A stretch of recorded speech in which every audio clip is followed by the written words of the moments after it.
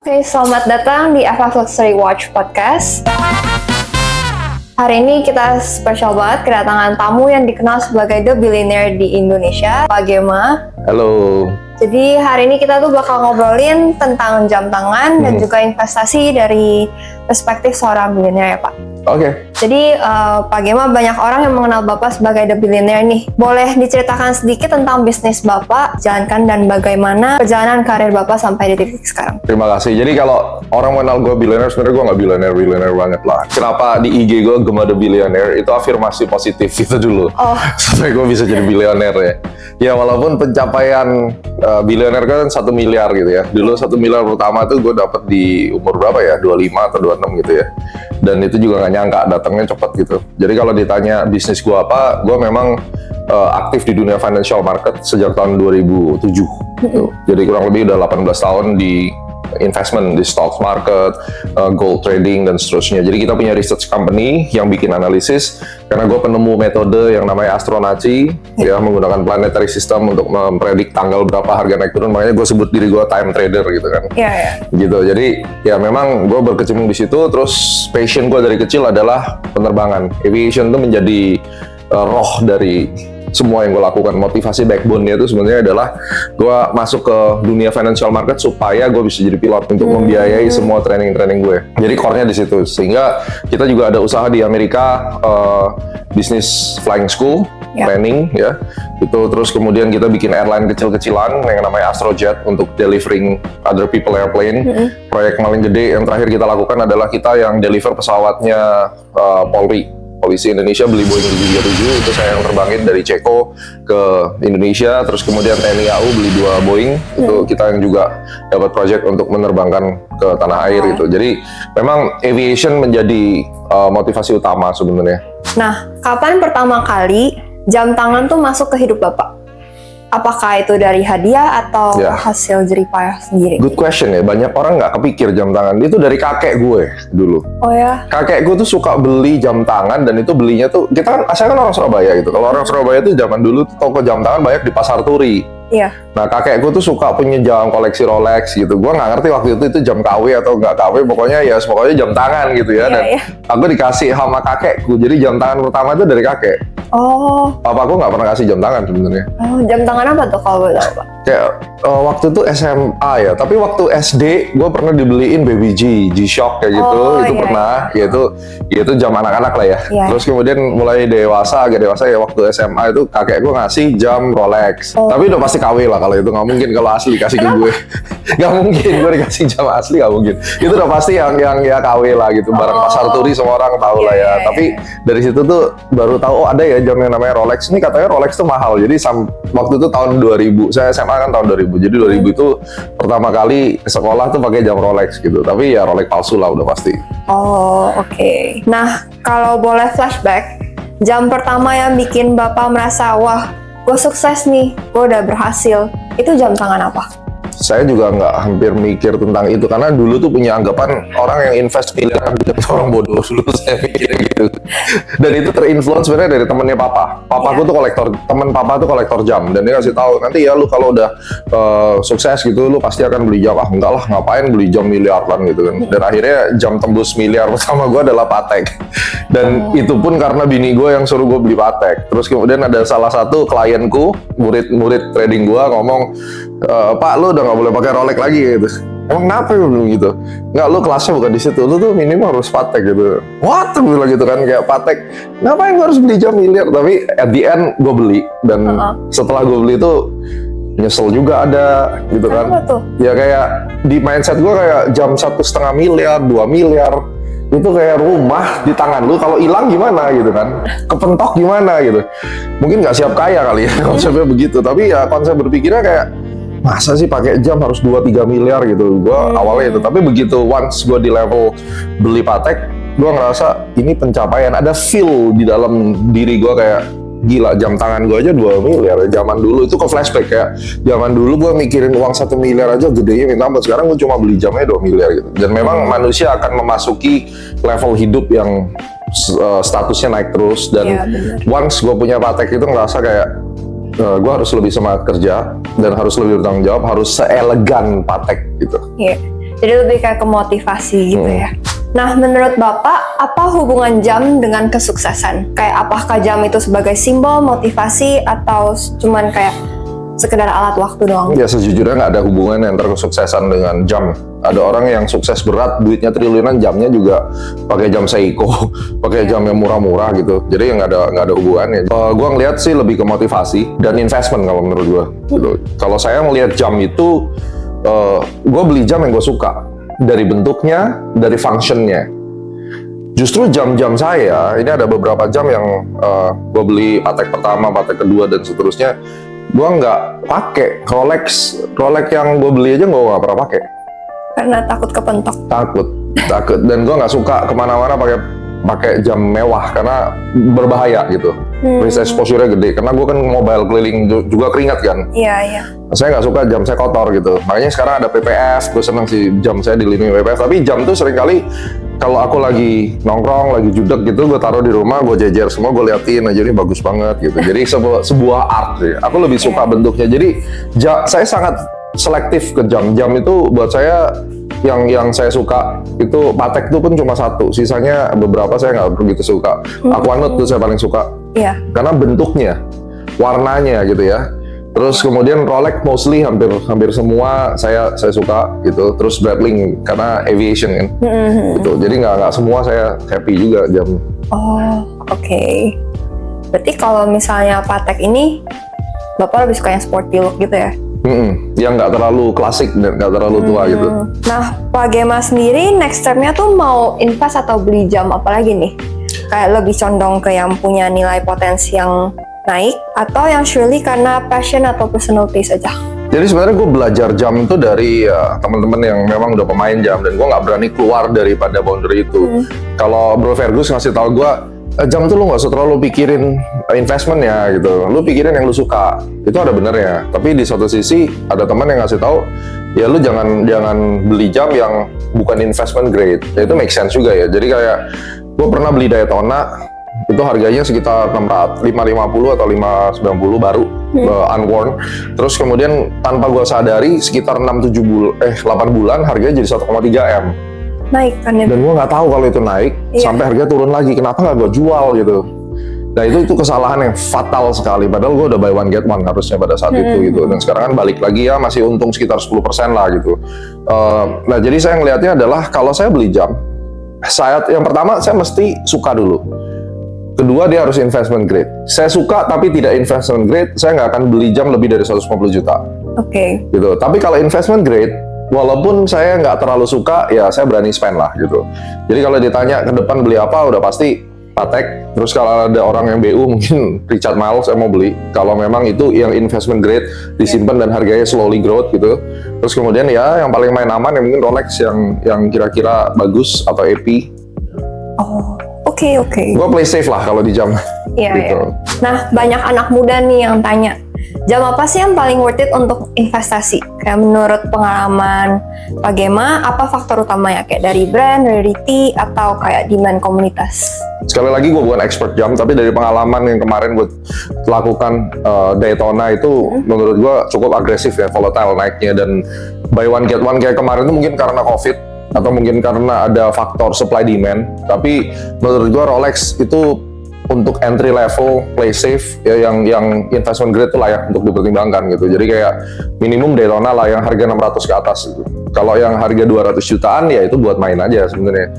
Dan menurut gue ya mesti kita lihat, kalau misalnya terlalu beli banyak yang kayak Rolex, Batman, Pepsi kayak gitu-gitu kan, atau yang root beer misalnya. Saya senang GMT itu karena itu ada hubungan sama pilot gitu ya. Iya. Tapi that's not investment grade, ya mungkin bisa naik gitu. Cuma kayak gue nggak akan spend terlalu banyak di situ. Mendingan gue spend yang 600 atau 1 M, gue beli 2-3 biji dengan merek yang berbeda yang memang teman-teman tahu bahwa ini investment grade, nah itu gue beli. Jadi ya, tergantung anak muda ini mau beli buat apa. Ada yang beli juga buat flexing juga gitu kan, bukan untuk investment gitu. Dan most of the time kalau lu lihat gue nggak pernah pakai jam bagus. Artinya jam yang di atas 20 juta gue nggak akan pernah pakai keseharian gitu. Boleh tahu nggak Pak, jam apa yang kayak Bapak pakai buat keseharian gitu? Nih, sama ini nih.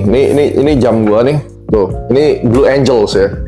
Ini jam keseharian yang gue pakai tuh Blue Angels. Ini harga Citizen yang khusus Blue Angels, jadi belakangnya ada Blue Angels. Ini karena gue pilot, di sini tuh ada flight komputernya bisa diputar, bisa ngitung, dan di sini tuh ada 3 time zone sekaligus. Digital, terus kemudian ada yang analognya, dan gue bisa split switch ya jam-jamnya. Misalnya hari ini gue terbang ke Hong Kong, gue tinggal rubah Hong Kong di yang mainnya, yang box kecilnya misalnya Indonesia, nanti yang atasnya UTC-nya atau GMT-nya. Ini adalah jam yang menurut gue nggak bisa hidup tanpa ini. It's mandatory, di tangan gue harus ada jam ini. Kadang tidur pun gue pakai. Why? Gue tidur selalu pakai jam. Karena gue ada bisnis di Amerika, dan anytime tuh orang Amerika bisa telepon gue gitu. Jadi kalau lu bangun tidur, tengah-tengah lu masih belum sober gitu ya, lu mau tahu jam gimana gitu. Gue langsung lihat jamnya, gue tahu ini di LA jam berapa. Dan ini ditekan lampunya keluar gitu. Wow. Nah ini memang harganya cuma $500. Tapi bagi gue secara function, ini lebih tinggi functionnya, value-nya daripada Patek. Aku adalah orang yang seperti itu, jadi bagi gue jam itu penting sekali. Nah ini kalau misalnya gue lagi operasional. Terus kalau yang ini kan, ini buat koleksi, karena dia memang, nah ini kan dapat helmnya gitu. Ini jam lu tau gak gue taruh mana? Ini gue bikinin box, ya gue bikinin box kaca, akrilik, terus ada pesawatnya gitu. Dan ini kan khusus nomor 2, kalau nggak salah ini Blue Angel nomor 2, dia pakai ini gitu. Dan kayak gini gue nggak akan pernah pakai karena memang koleksi kan. Tapi prinsipnya sama. Ini Citizen.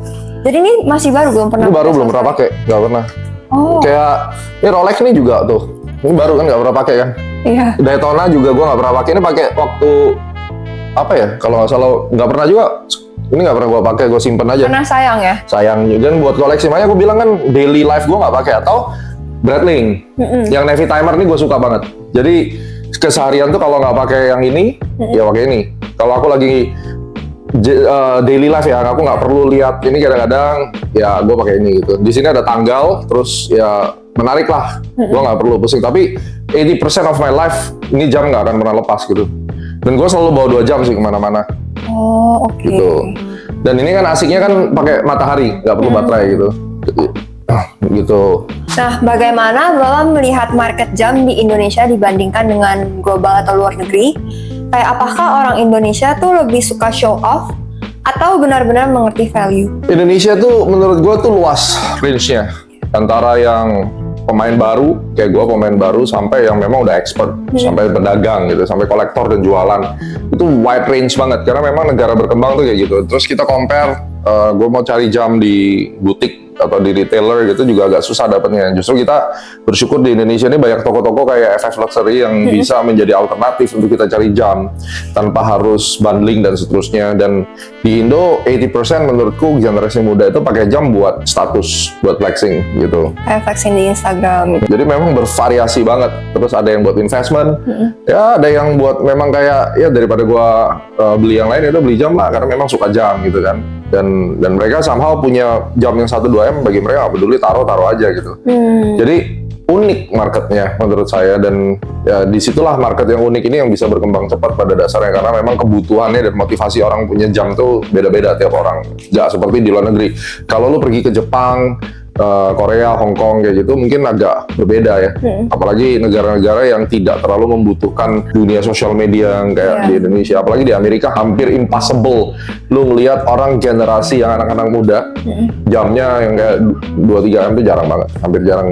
Iya, nggak butuh validasi gitu. Ya hampir susah lo nyarinya gitu. Nah, jam apa yang biasanya Bapak pakai saat deal bisnis penting? Apakah kayak ada jam Lucky Charm? No, bagi gue bisnis deal itu nggak ada urusan sama jam, dan biasanya gue deal bisnis juga pakai tangan panjang. Kan nggak kelihatan. Iya sih. Iya kan. Sekarang lu mau pamer jam, kalau lu pakai jas mau gimana gitu? Masa lu gini-giniin, lu ngomong begini, terus what's the point gitu? Iya kan. Jadi gue kadang ya pakai itulah Blue Angel, karena mana-mana gue kerja pakai jam yang memang buat kerja. Nah, apakah Bapak tuh pernah beli jam bukan karena angka investasinya, tapi karena punya cerita personal?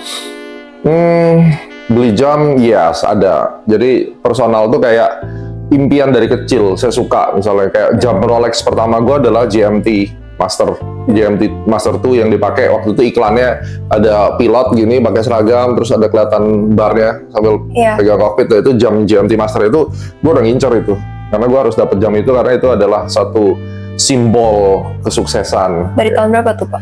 Itu gue ngincernya dari tahun 2005 sebenarnya, 2006. Terus kebeli 10 tahun kemudian kalau nggak salah.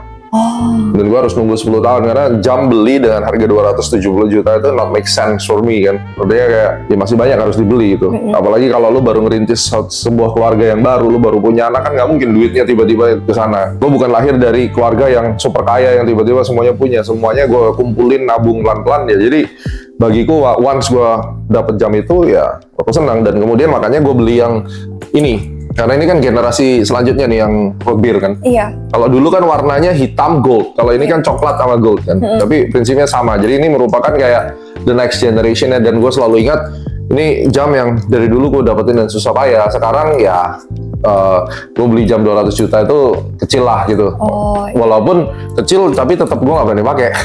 Ya gue kemana-mana gue nggak pakai ini, gue simpen aja gitu ya. Simpen aja. Oke. Tapi ya jam itu kan bukan investment grade.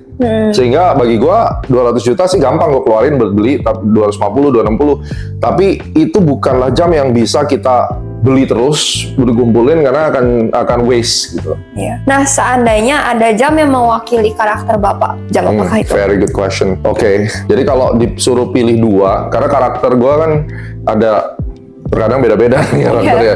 Tapi karakter utama mungkin Patek. Kenapa tuh? Patek itu kalau menurut saya lebih ke satu, ada maskulinnya, terus kemudian ada strong bold gitu, kayak penegasan karakter yang tegas dan statusnya di situ gitu. Dan saya memang punya satu karakter di mana ya gema gitu. Gua punya satu cara main sendiri dan punya wilayah gue sendiri dan status satu statement. Jadi bagi gue Patek itu adalah sebuah statement. Dan dulu gue nggak ngerti tentang Patek. Terus istri gue yang selalu bilang, ini jam Patek. Sampai saya pelajarin tentang konsep Patek, gimana ini. Ya ini kayaknya match dengan karakter saya gitu. Jadi Bapak beli Patek nih karena match sama karakter? Karakter sama masalah investment gitu. Oh iya, oke. Terus yang kedua apa? Yang kedua Rolex ya menurut gue. Oh kan yang tadi gitu ya? Iya, Rolex itu bagiku kayak ya entry level. Sebuah karakter luxury-nya ada, tapi ada casual-nya juga. Karena kayak sekarang nih gue ngomong, gue pakai baju yang casual kan sebenarnya. Ya sebenarnya gue nggak akan pakai Patek, harusnya ya either gue pakai Citizen atau pakai Rolex. Cuma buat syuting aja gue pakai.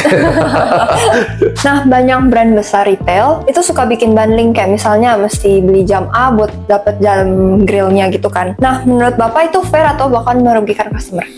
Dibilang fair sama merugikan tuh tergantung persepsi. Ada orang yang beli di retail tuh rasanya happy gitu ya. Sama kayak orang beli Hermes, terus beli apa, tas Hermes ya. Itu kan juga ada model gitunya lah. Itu kan Hermes kan ada yang apa, Birkin ya kalau nggak salah. Iya, Birkin. Nah itu kan juga nggak semua orang bisa langsung beli gitu. Jadi ada excitement sendiri-sendiri. Kalau gue sih nggak beli di retail. Tapi kalau memang pas di retail ada, dan gue nggak tahan antriannya juga sih sebenarnya. Iya. Tapi beberapa temen nganjurin karena posisi gue influencer dan public figure, beberapa retail kayak Rolex segala macam harusnya udah bisa terima gue, dan bahkan beberapa mau ngajakin patungan gitu ibaratnya.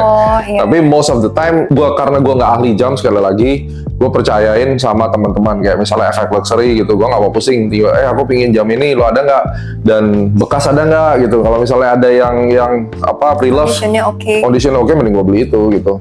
Dan harganya bisa jauh, gue pasti menang dong gitu. Karena once aku beli harga yang di atas 1 miliar, yang gue cari adalah value investmentnya gitu, dan kondisinya aku lihat baru. Dan yang paling penting di bisnis jam itu trust. Lo nggak bisa, banyak banget toko jam di Jakarta kan, tapi siapa ownernya yang bisa lo percaya dengan uang 1 miliar? Kalau gue nggak akan lepas. Cuma ada 3 di Indonesia nih yang gue percaya gitu. Mungkin gue belum punya teman banyak, dan salah satunya yang mostly apa yang dia ngomong gue telan langsung mentah tanpa gue pusing itu Efek Luxury gitu. Wow, oke.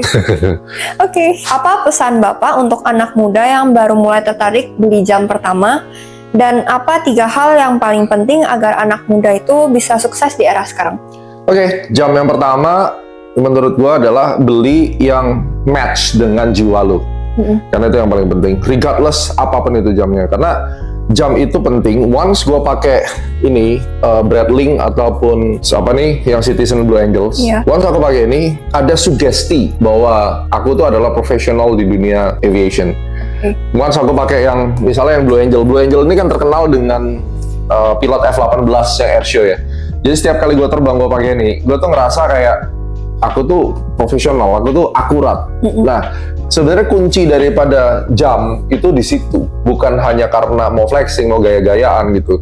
Once gue pakai Patek, terus pakai tuxedo, pakai jas, terus gue masuk ke mobil ya, dan mobil gue suka mobil juga gitu. Tergantung gue mau masuk yang mana, kayak misalnya gue masuk Ferrari gue atau gue masuk ke S-Class gue gitu. Nah dari situ tuh ada rasa self-expressive kayak, oh gue mesti behave atau gue mesti jadi orang yang sesuai gitu. Jadi itu yang menurut gue yang harus dicari. Lu mau cari apa di jam itu? Lu suka apa? Itu yang pertama. Jadi temukan jiwa lu di jam yang mana. Terus kedua, jangan lupa tetap bagaimanapun kalau kita mau memilih jam ada value-nya, investment-nya. Jadi jangan brutally mentang-mentang punya duit semua dibeliin semua dan at the end jam lu nggak akan ada value apa-apa. Tetap at the end, kalau lu udah main di atas 500 juta, yang dicari adalah exit point. Karena kita nggak pernah tahu hidup kita itu selalu berkecukupan atau enggak. Bener. Suatu ketika kita butuh exit, kita harus cari jam-jam kita yang bisa dijual cepat dan harganya itu nggak sampai di haircut sampai 50%. Nah, bagi gua jam 200 juta itu adalah jam mainan. Artinya apa? Ya udah pasti nggak bisa balik modal. Nah, ini yang pesan gue yang ketiga. Jadi kalau ada jam yang lu suka bener-bener, tapi itu nggak ada value-nya, ya bolehlah beli, tapi jangan banyak-banyak. Karena ini jam udah pasti, kalau lu lagi BU nanti one day, ini jam nggak ada harganya lagi gitu. Iya. Dan itu kita yang harus hindari. Tapi again, itu preferensi gue ya. Dan kalau ditanya untuk tips sukses, nggak ada lain selain kamu punya dedikasi dan kerja keras. Jadi dedikasi terhadap satu hal yang lu suka, do what you love what you do. Ya, dengan dedikasi itu kata kunci adalah walaupun lu sakit, walaupun lu nggak suka, walaupun lu susah, lu harus tetap profesional, harus tetap konsisten dan kejar mimpi lu untuk mendapatkan apa yang menjadi target ya.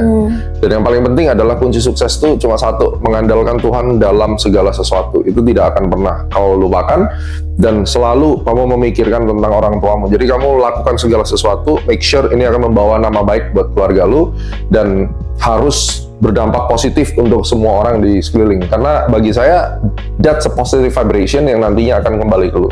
Selebihnya sukses tidak sukses itu tergantung Tuhan. Lu mau usaha apapun, gue juga nggak kepikir hari ini bisa ada di sini.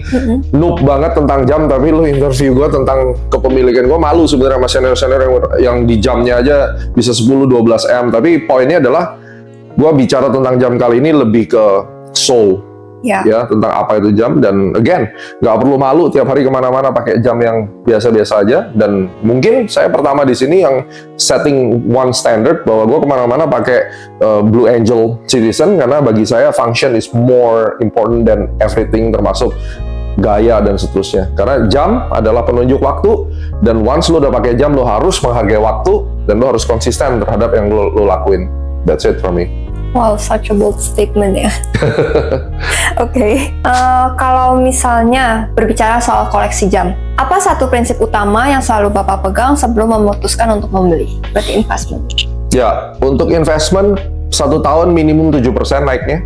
Oke. Dan ada kemungkinan jam ini bisa double saya dapatnya. Dengan fluktuasi, dengan kondisi apapun itu. Nah, disitulah saya harus pintar-pintar mulai meriset jam yang mana. Karena AP, contohnya, saya beberapa bulan lalu mau beli AP. Tapi antara yang ROO sama yang RO. Kenapa tuh? Nah, itu aja juga mikir kan, saya tanya kiri kanan. Karena ada saatnya kalau saya suka yang ROO gitu. Tapi itu nggak punya nilai jualnya gitu. Oh. Nah, tapi yang RO saya nggak suka modelnya. Nah, kan repot. Iya. Tapi gue pingin AP. Yang gue suka harganya sekitar 900 juta, tapi tidak ada nilai after sales-nya. Itu misalnya, bukan after sale ya, kayak misalnya gue udah bosan, gue mau jual lagi, harganya nggak akan bisa naik, terus cenderung drop gitu ya.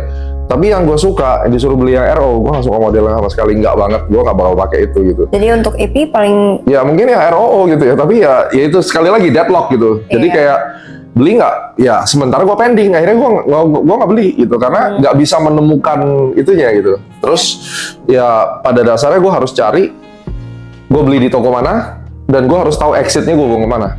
Walaupun kita kolektor ya, berarti kan kita harus tahu nih pintu exitnya kalau gue lagi pas BU, gue lempar di mana, gue mau pindah yang mana. Nah ini yang penting buat saya. Pak, tapi aku penasaran kenapa harus spesifik 7%? Deposito. Oh. Ngapain gue taruh duit 5M di jam? Kalau gue nggak pakai juga, karena behaviornya beda-beda ya. Kalau Fergus, teman-teman yang lain dipakai. Kalau gue nggak pakai. Gue taruh, gue simpen, beresiko dicuri, beresiko berkarat segala macam, tapi harganya terus turun. Ya, dan di rumah tempat aku nyimpen jam itu udah pasti ada pengatur kelembapan gitu. Make sure humidity-nya di bawah 50%. Supaya nggak karat kan. Jadi itu yang kita jaga banget. Jadi kalau misalnya di bawah 7% nggak worth it untuk nyimpen jam di atas 1M atau 600 juta ke atas, mending gue deposito aja. Gitu. Di mata Bapak, lebih penting punya jam yang orang lain notice atau jam yang hanya Pak Gema tuh sendiri ngerti value-nya? Yang orang lain notice lah kalau menurut gue. Iya dong. Kayak Patek ini gitu. Iya, kan ada fungsi status juga. Sekali lagi, kecuali kalau gue udah umur 70 tahun, gue hidup sendiri gitu kan. Tapi kan kalau gini kan tentang trust, bagaimanapun kayak orang tuh ngelihat situ mah jamnya apa gitu. Untung ada ini kan, gue bisa kirim orang. Kenapa gak alasan gue pakai Citizen kan? Kesannya gue nggak punya jam mahal. Kayak oh nggak mahal, nggak bisa beli, oh berarti bodong nih penjual udah nih abal-abal kan gitu.